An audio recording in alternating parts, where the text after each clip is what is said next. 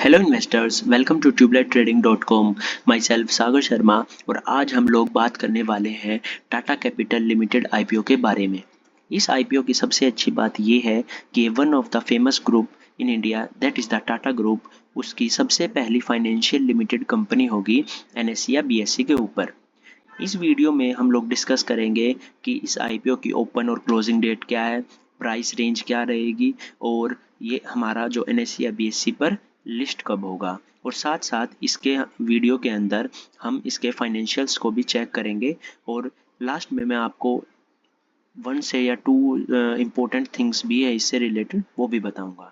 Now हम अभी start करते हैं। सबसे पहले जो इस पैराग्राफ के अंदर डिटेल्स हैं वो सभी इस टेबल के अंदर दी गई हैं। सबसे पहले मैं अगर बात करूं तो जो आईपीओ की डेट है वो मेरी अक्टूबर 6 टू अक्टूबर 8 है, और जो हमारी लिस्टिंग डेट होगी वो क्या होगी हमारी 13 अक्टूबर, जो कि हमारा नेक्स्ट मंडे होगा, सॉरी नेक्स्ट टू नेक्स्ट।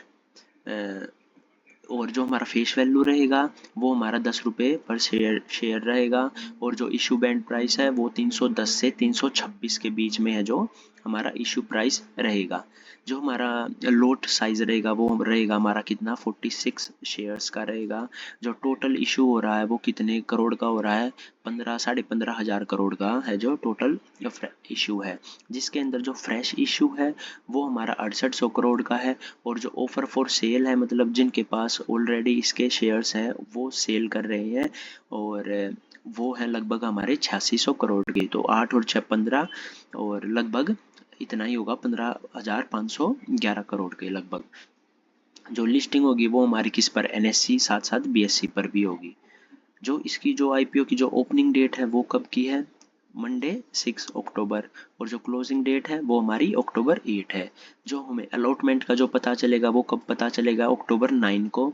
और जो हमारे रिफंड्स होंगे अगर आपको आईपीओ नहीं मिलता है किसी भी रीज़न से, तो वो जो हमारे पैसे थे वो कितने रिफंड हो जाएंगे, वो कब होंगे, अक्टूबर ऑफ 10 को। और अगर हमें जो स्टॉक्स हैं, जो इसके जो शेयर्स हैं वो अगर हमें मिलते हैं, इसका आईपीओ अगर हमें मिलता है, तो वो जो स्टॉक्स हमारे क्रेडिट होंगे हमारे अकाउंट में वो होंगे अक्टूबर ऑफ 10 को। अगर हम इसके क्या कहते हैं, ये जो सारी डिटेल्स हैं ये अभी हमारे काम की नहीं है, और इसके अंदर ये हमारे काम की है कि जो प्रोमोटर की जो प्री इशू जो इसकी होल्डिंग है वो 95% है प्रोमोटर्स के पास, लेकिन जब इशू होने के बाद क्या होगा 85.5%, क्योंकि ये लगभग जो मैंने बताया था ये इधर कि जो ऑफर फॉर सेल है ये है जो लगभग 10% तक है जो ये सेल कर रहे हैं। तो ये जो आफ्टर पोस्ट इशू मतलब आईपीओ के बाद जो प्रोमोटर की होल्डिंग है वो 85% रह जाएगी। इसके बाद अगर हम बात करें तो अभी हम इसके फाइनेंशियल जो मतलब मैं अब आपको बताऊंगा कि टाटा कैपिटल का जो काम है वो क्या है। ये हमारा जो एक ये diversified financial service company and a subsidiary of Tata Sons Private Limited. ये हमारी जो टाटा सन्स प्राइवेट लिमिटेड है उसकी एक सब्सिडियरी है। जो ये ऑपरेट करती है वो क्या है, एक नॉन बैंकिंग फाइनेंशियल कंपनी है, एनबीएफसी कंपनीज इसको हम बोलते हैं। ये काम क्या करती है, wide range of financial products and services to retail, corporate and institutional customers है जो इनको अपनी सर्विसेज है जो प्रोवाइड करती है। अब कौन कौन सी सर्विसेज प्रोवाइड करती है, कंज्यूमर लोन। अब कंज्यूमर लोन में क्या आता है मेरा, personal loan, home loan, auto loan and ये सारे लोन हैं जो इसके अंदर आते हैं। इसके बाद बात करते हैं कॉमर्शियल फाइनेंस की, जिसके अंदर ये मतलब हमारे पास क्या आता है कि भाई जो हमारे टर्म लोन्स होते हैं, वर्किंग कैपिटल मतलब किसी की को भी कॉमर्शियल या फिर बिजनेस टर्म्स में है जो लोन लेना होता है। इसके बाद आता है वेल्थ मैनेजमेंट। वेल्थ मैनेजमेंट में क्या है, पोर्टफोलियो को मैनेज करते हैं, इन्वेस्टमेंट है जो एडवाइस देते हैं और डिस्ट्रीब्यूशन करते हैं फाइनेंशियल प्रोडक्ट्स का।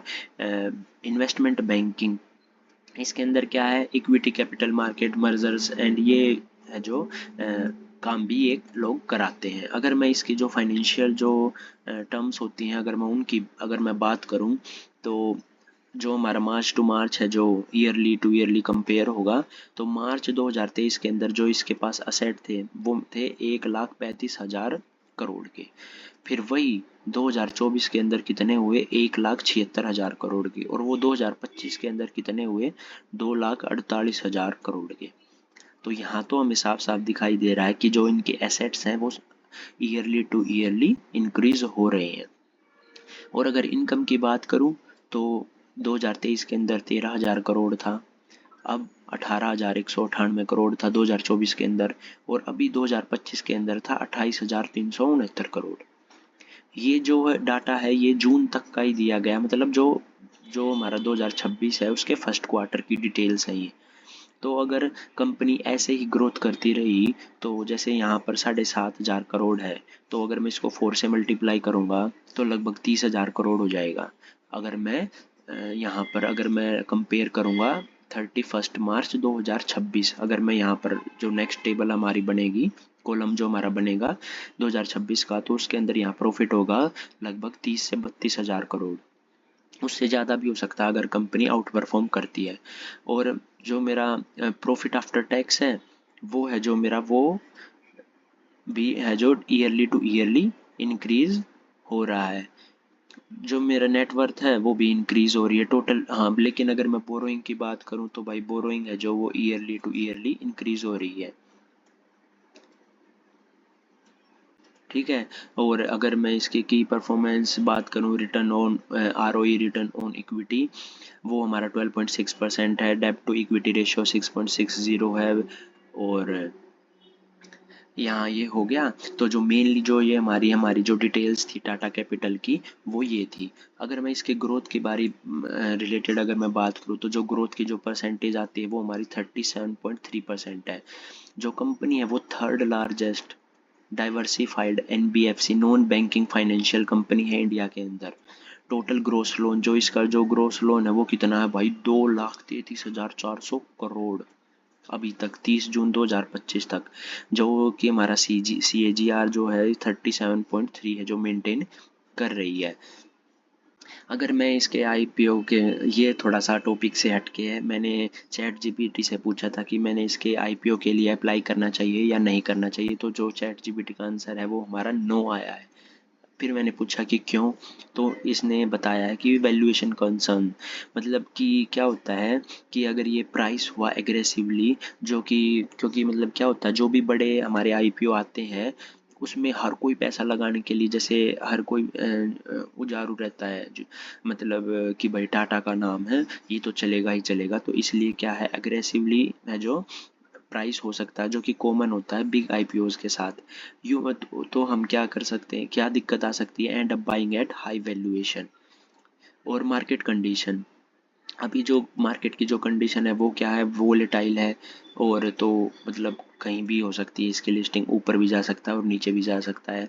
लिस्टिंग गेन अनसर्टेन, मतलब हम क्या कहते हैं कि भाई जो इसकी कोई भी गारंटी नहीं रहती कि भाई ऊपर ही लॉन्च होगा, लिस्टेड होगा, तो इसकी कोई गारंटी नहीं होती है। और अगर हम लॉन्ग टर्म जो इसकी अगर बात करें तो अभी हम बोल नहीं सकते, क्योंकि इतनी हमारे पास है जो डिटेल्स अवेलेबल नहीं है कि मैं इसका जो लॉन्ग टर्म प्लान आप लोगों को बताऊं।